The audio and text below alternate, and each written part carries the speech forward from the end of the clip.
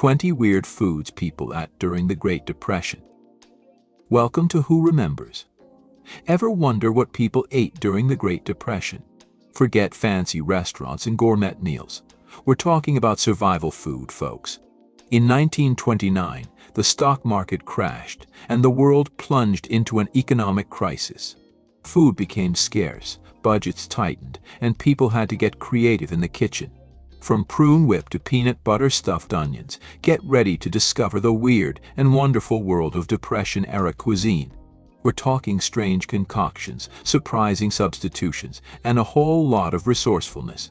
Get ready to be amazed, perhaps a little disgusted, and definitely intrigued by the foods that help people get through the Great Depression. Number 1. Eleanor Roosevelt and prune whip. All right. Let's dive into the fascinating food story of Eleanor Roosevelt and the Great Depression. Now, Eleanor, a true champion of the people, wasn't about to let hard times dampen the nation's spirits. She was a big believer in home economics and teamed up with Cornell University to promote affordable and nutritious meals. Even though her husband, President Roosevelt, enjoyed fancy foods, they both decided to lead by example and embrace simpler eating habits during the Depression. Food historians tell us this was a powerful message to Americans about adapting to tough times. So, instead of gourmet feasts, the White House menu featured dishes like deviled eggs, mashed potatoes with tomato sauce, and hearty bean and tomato stew. These were practical, budget-friendly meals that anyone could make. And for dessert, get ready for prune whip. Yes, prunes were a popular substitute for fresh fruit back then, and prune whip was a simple and satisfying treat. It was easy to make with just sugar, egg whites, and of course prunes. Now, you might not think of prune whip as a culinary masterpiece, but it represents the ingenuity and resilience of people during the Great Depression.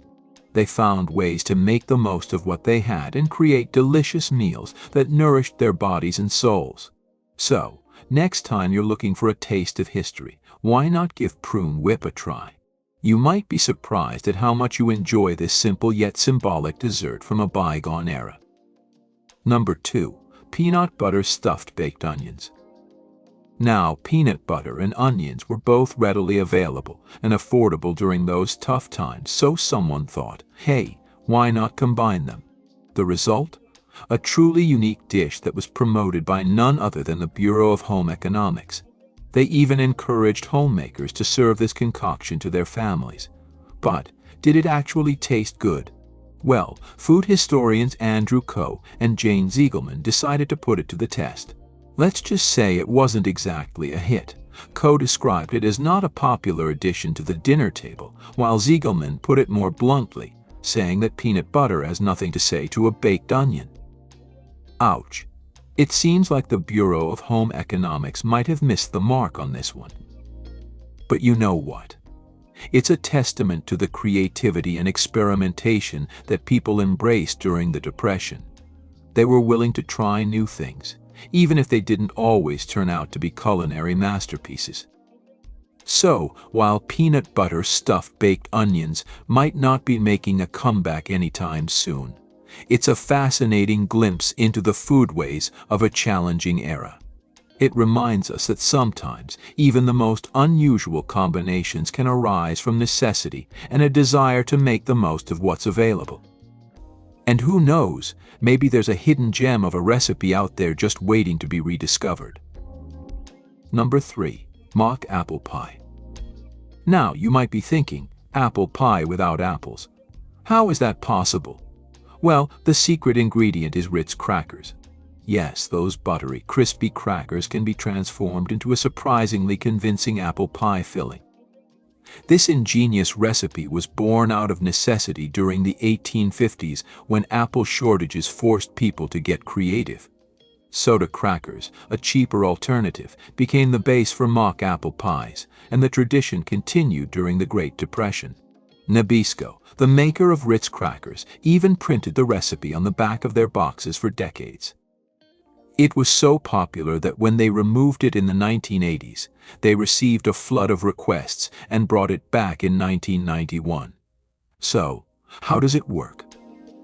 The combination of crushed Ritz crackers, lemon juice, and traditional pie spices creates a texture and flavor that mimics real apples. It's a testament to the resourcefulness of people during tough times, finding ways to satisfy their cravings even with limited ingredients. If you're curious about this unique culinary creation, you can easily find the recipe online or on Ritz cracker boxes today.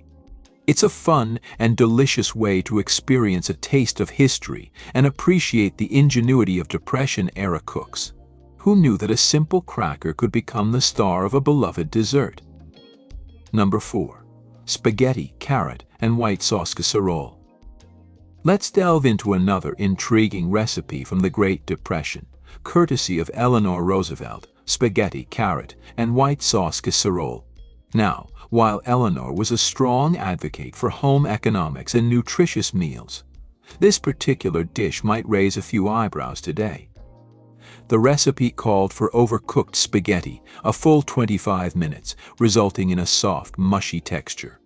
This was then combined with boiled carrots, also cooked until tender, and topped with a simple white sauce made from milk, flour, butter, and salt. The end result was a rather bland, monochromatic casserole that might not win any culinary awards. While Eleanor described it as a vehicle for nutrition and nutrients, it's safe to say that it probably wasn't the most exciting meal on the table. But here's the thing: during the Depression, practicality and affordability often trumped taste. This casserole was made with inexpensive and readily available ingredients, and it provided a filling meal for families struggling to make ends meet. It's a reminder that food choices during that era were often driven by necessity, not gourmet aspirations. Number 5. Vinegar pie or Desperation pie. Now, vinegar-based desserts might sound unusual today, but they were actually quite popular in the 19th century and made a comeback during the Great Depression. Why? Because they were a clever way to create a flavorful pie filling without using expensive or scarce ingredients like fresh fruit. Vinegar pie typically consists of a flaky crust filled with a custard-like mixture of eggs, sugar, butter, and, of course, vinegar, often apple cider vinegar. The vinegar provides a tangy, acidic flavor that mimics the taste of apples, while the eggs and sugar create a creamy, sweet base. Some recipes even call for a meringue topping for an extra touch of indulgence. Now you might be wondering, does it actually taste good? The answer is a resounding yes. Vinegar pie has a surprisingly complex flavor profile, with a balance of sweetness, tartness, and a hint of spice. It's been described as having a similar taste to a salt and vinegar custard, with a pleasant tingling sensation on the palate. And guess what? Vinegar pie is making a comeback. In recent years, award-winning chefs have started featuring this historical dessert on their menus, introducing it to a new generation of food enthusiasts. So, if you're feeling adventurous and want to try a taste of the past, I encourage you to seek out a vinegar pie or even try making one yourself. It's a testament to the creativity and resourcefulness of Depression-era cooks who found ways to create delicious and satisfying desserts even in times of scarcity. You might just be surprised at how much you enjoy this unique and flavorful pie. Do you have any family recipes that were passed down from the Great Depression? I'd love to hear about them in the comments. Number 6. Mulligan Stew. This wasn't a fancy recipe from a cookbook, but rather a communal meal born out of necessity, often prepared by hobos traveling the rails. Mulligan Stew was essentially a whatever-you-can-find kind of dish, with ingredients varying depending on what could be scavenged, foraged, or even, shall we say, acquired. Imagine a pot filled with stolen onions, corn, and potatoes, along with wild greens and perhaps a few scraps of meat if someone was lucky. Resourceful cooks might add a handful of navy beans or whatever else they could find to enhance the flavor. But here's where things get interesting. Some hobos would add a pinch of Bull Durham tobacco, yes, tobacco, and even lint to their stew. Now, I know that might not sound too appetizing to modern palates, but these additions were believed to add flavor and thicken the stew. Mulligan Stew was a symbol of community and survival during the Depression. Hobos would gather around a shared pot, contributing whatever ingredients they had and sharing a meal that, while not gourmet, provided much-needed sustenance and camaraderie. It's a reminder of the ingenuity and resilience of people facing difficult circumstances, finding ways to make the most of what little they had. While we might not be lining up to try Mulligan Stew today, it's a powerful reminder of the challenges faced by many during the Great Depression and the importance of community and resourcefulness in overcoming adversity. Number 7. Milkorno. Let's talk about a rather unusual food item that emerged during the Great Depression, Milkorno. Picture this, it's 1933, the depths of the Depression, and scientists at Cornell University are trying to find a folk families stretch their food budgets. Their solution?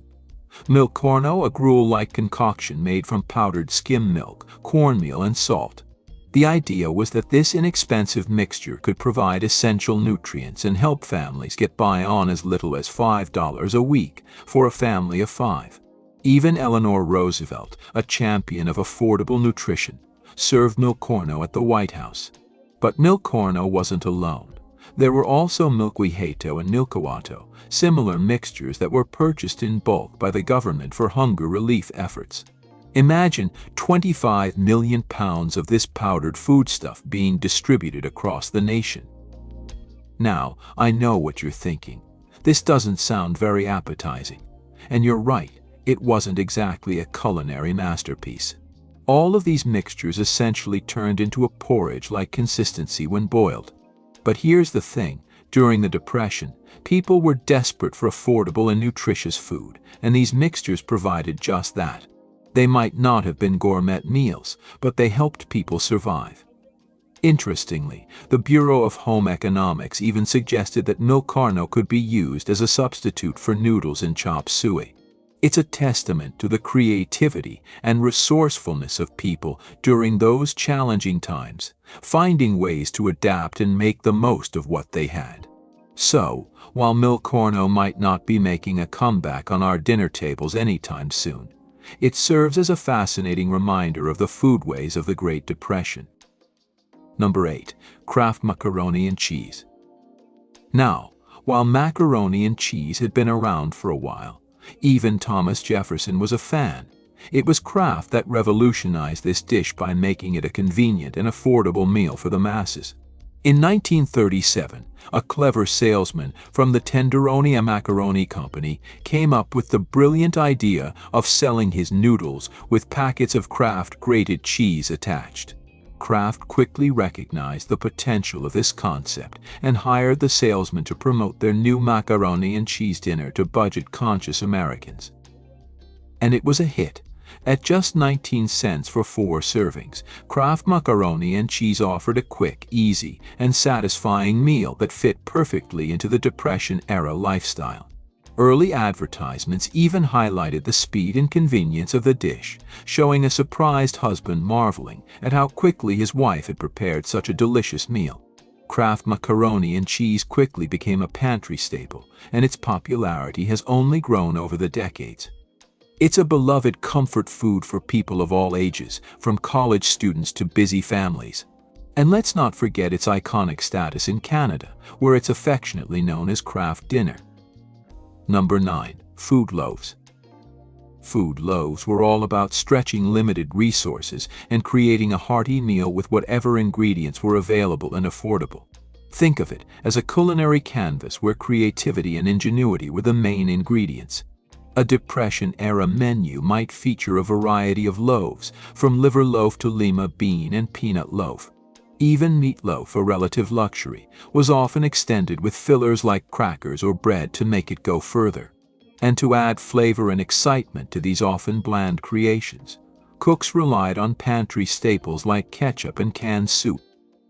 Food historians Jane Ziegelman and Andrew Coe even experimented with recipes from the time, baking a soybean and lima bean loaf that they described as having a falafel-like taste, best served with a generous helping of flavorful gravy.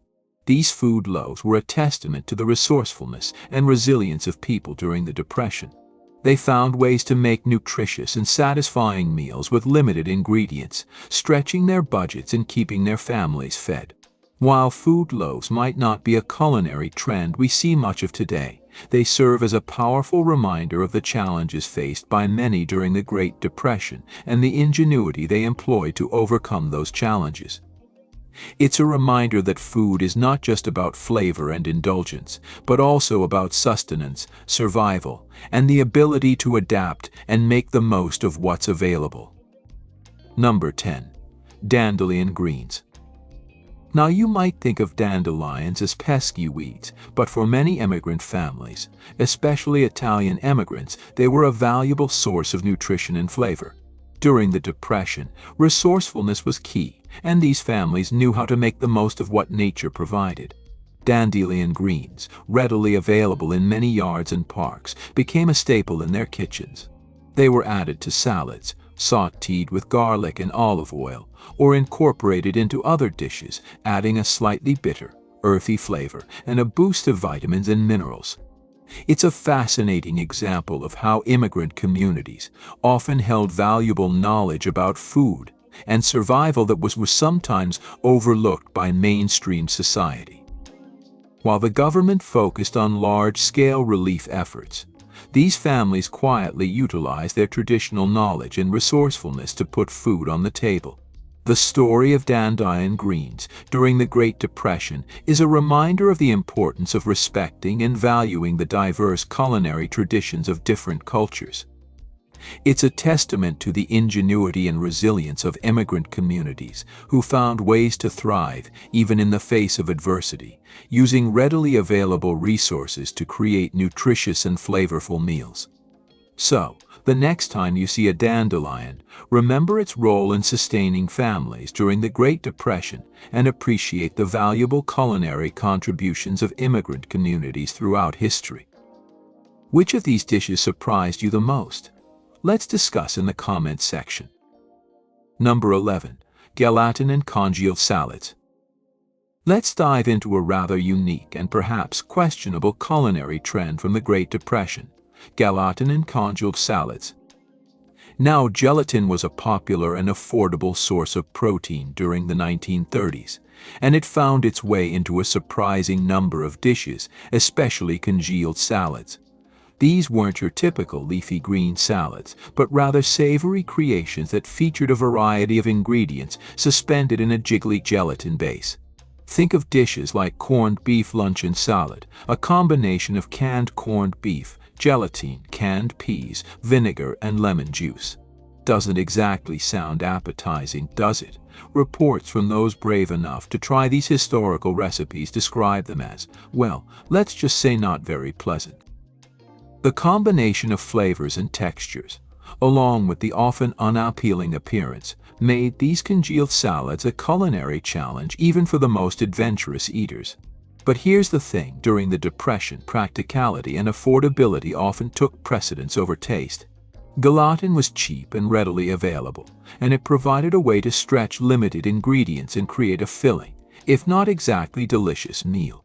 So, while congealed salads might not be making a comeback on our dinner tables anytime soon, they offer a fascinating glimpse into the foodways of the Great Depression. They're a reminder of the resourcefulness and adaptability of people during tough times, finding ways to make the most of what they had, even if the results weren't always culinary masterpieces. It's a story of survival, ingenuity, and the sometimes surprising ways that food can reflect the challenges and realities of a particular era. Number 12. Milk toast. During those challenging times, milk was more than just a beverage. It was considered a nutritional powerhouse, a veritable superfood packed with essential vitamins, fats, sugars, and protein. For families struggling to make ends meet, milk provided a readily available and affordable source of nourishment. It wasn't just for drinking either. Milk played a key role in countless Depression-era recipes, from simple white sauces and cornstarch puddings to fortified foods like Milkorno. It was a versatile ingredient that added creaminess, richness, and much-needed nutrients to meals.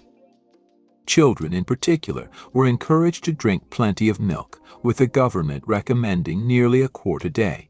School lunches almost always included a glass of milk, ensuring that children received the essential nutrients they needed for growth and development.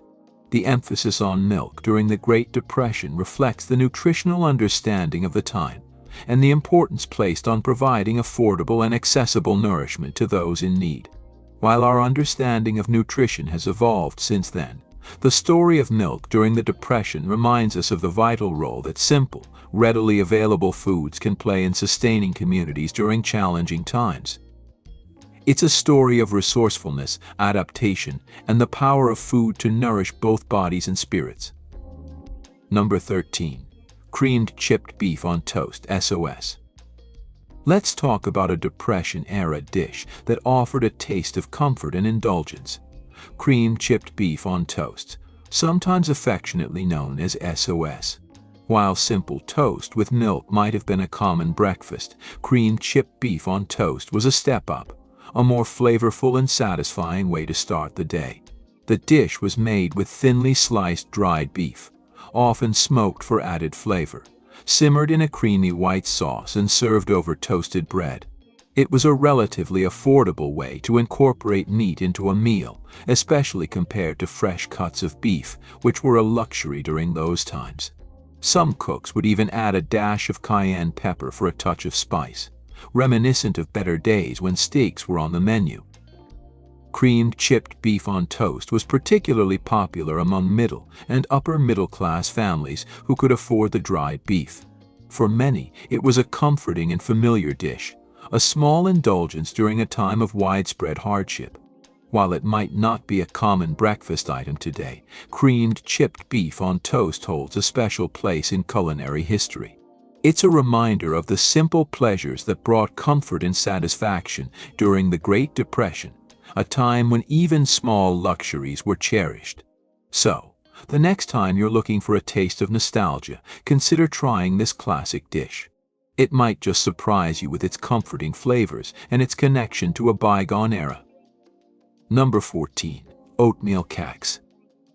These weren't your typical elaborate cakes, but rather a simple and satisfying dessert that need the most of readily available ingredients.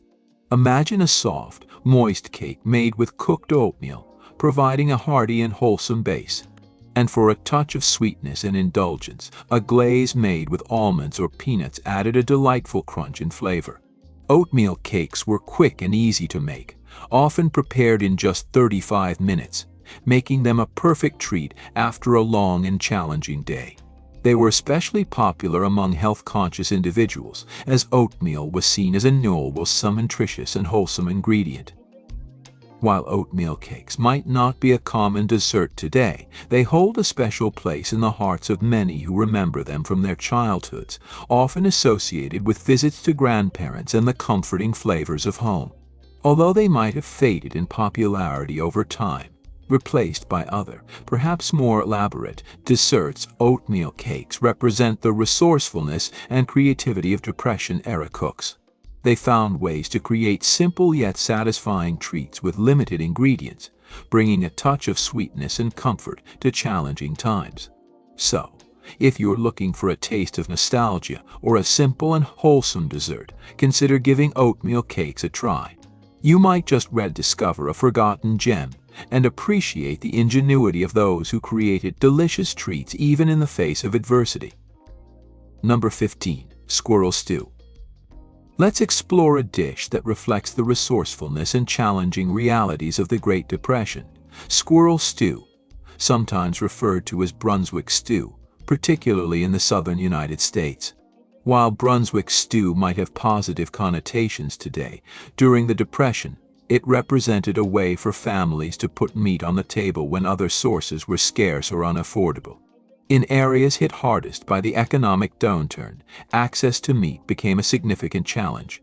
Traditional stews, made with readily available vegetables like tomatoes and onions, lacked the essential protein that families needed. So, people turned to readily available game meat, and squirrel became a key ingredient in many stews.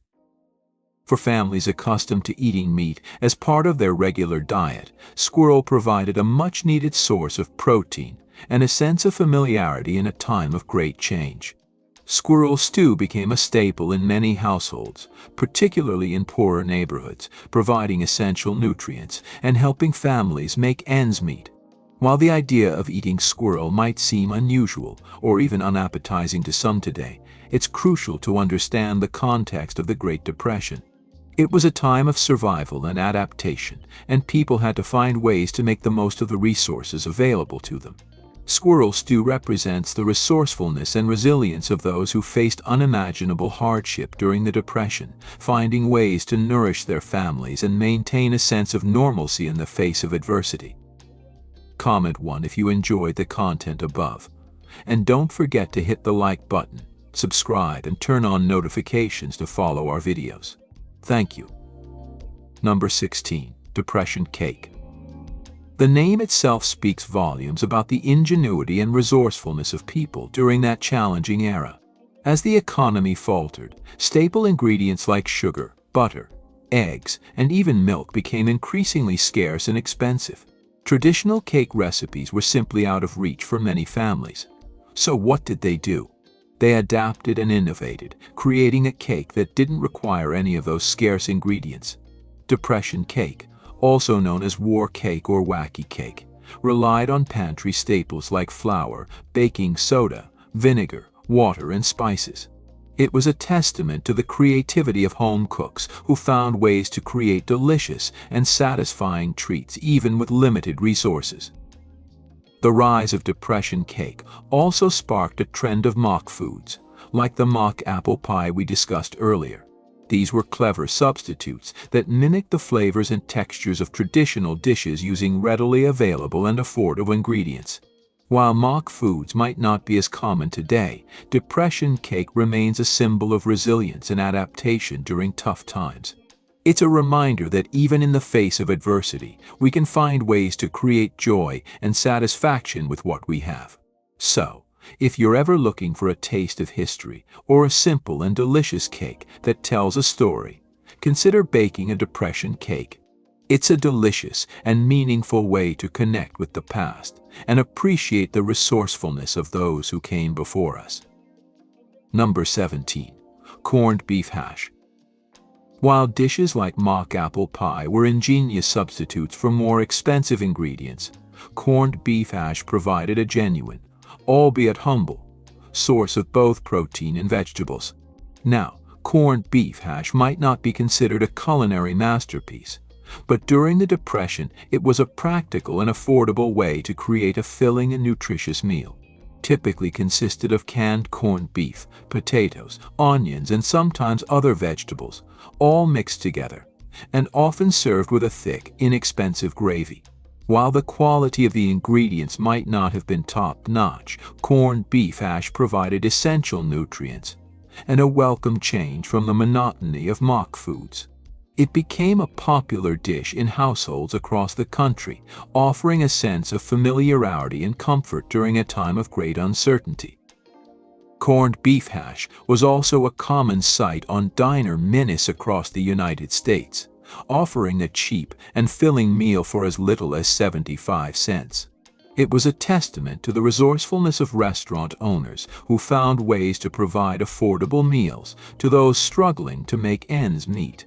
While corned beef hash might not be a trendy dish today, its presence during the Great Depression tells a story of adaptation, survival, and the importance of finding affordable and accessible sources of nutrition. It's a reminder that even in the face of hardship, people found ways to create satisfying meals that nourished both body and soul. Number 18. Potato soup. Now, potato soup would be as basic or as elaborate as circumstances allowed. At its most fundamental, it consisted of boiled potatoes, sliced or mashed, and simmered in water with a bit of salt and pepper for flavor. This basic version was accessible even to the most impoverished families, relying on just a few pantry staples. However, when ingredients were more plentiful, potato soup could be transformed into a richer, more flavorful dish. The addition of milk, butter, onions, and other vegetables elevated the soup to a more comforting and satisfying meal. During the Depression, potato soup often held a special significance, reserved for important occasions or days when a little extra comfort was needed. It was a dish that could be made with minimal ingredients yet still provide a sense of warmth and nourishment. Today, potato soup remains a popular and versatile dish, enjoyed in countless variations around the world. We might make it on a whim, inspired by a recipe online, or simply craving a comforting meal. But it's important to remember its historical significance and its role in sustaining families during the Great Depression. Number 19. Apple Brown Betty. Before the Depression, Apple Brown Betty was a delightful treat featuring a buttery, cinnamon-spiced apple filling encased in a crispy breadcrumb topping. It was a dessert that evoked warmth, comfort, and a touch of indulgence. But during the Depression, as ingredients became scarce and budgets tightened, Apple Brown Betty underwent a transformation. The traditional pie crust and generous apple filling were often replaced with more readily available and affordable substitutes. Oatmeal, breadcrumbs, and whatever else could be found in the pantry became the base for the filling, while the topping might be a simple sprinkle of sugar or a drizzle of molasses. These Depression-era variations weren't exactly gourmet, but they provided a much-needed touch of sweetness and comfort in a time of hardship. Interestingly, these adapted versions of Apple Brown Betty occupied a unique space in culinary history. They weren't universally popular, but they weren't entirely unknown either. They existed in a sort of culinary gray area, varying widely from household to household, each family adapting the recipe based on their own unique circumstances and available ingredients. Today, both the traditional and the Depression-era versions of Apple Brown Betty are largely relegated to memories and family recipe boxes. They serve as a reminder of the adaptability and resourcefulness of people during tough times, finding ways to create moments of joy and satisfaction, even with limited resources.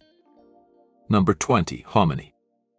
Let's shine a spotlight on a humble yet valuable food staple that gained prominence during the Great Depression: hominy. Made from dried maize kernels, hominy was often overlooked in more prosperous times. But when the Depression hit and budgets tightened, people began to rediscover the virtues of this affordable and nutritious grain. Canned hominy, readily available and inexpensive, became a pantry staple for many families. Brands like Stokely's Hominy gained popularity, offering a convenient and budget-friendly way to add substance and flavor to meals. The taste of hominy has been described as a cross between dumplings and mashed potatoes, offering a comforting and familiar texture. At just 15 cents a can or less, hominy was a true bargain during the Depression, providing a versatile ingredient that could be used in soups, stews, roasts, or even enjoyed as a simple meal on its own. The story of hominy during the Great Depression is a reminder that sometimes the most valuable resources are the ones we tend to overlook. It's a testament to the resourcefulness and adaptability of people during tough times, finding creative ways to utilize readily available and affordable ingredients. So, the next time you're at the grocery store, take a moment to appreciate the humble can of hominy and its role in sustaining families during a challenging era. So there you have it, a glimpse into the strange and fascinating world of Depression-era food. From prune whip to squirrel stew, these dishes tell a story of resilience, ingenuity, and the enduring power of food to connect us, even in the toughest of times. Did I miss any of your favorite Depression-era foods? Let me know in the comments below. If you enjoyed this video, be sure to check out the rest of the series. Don't forget to subscribe and share Who Remembers with your friends. Thanks for watching.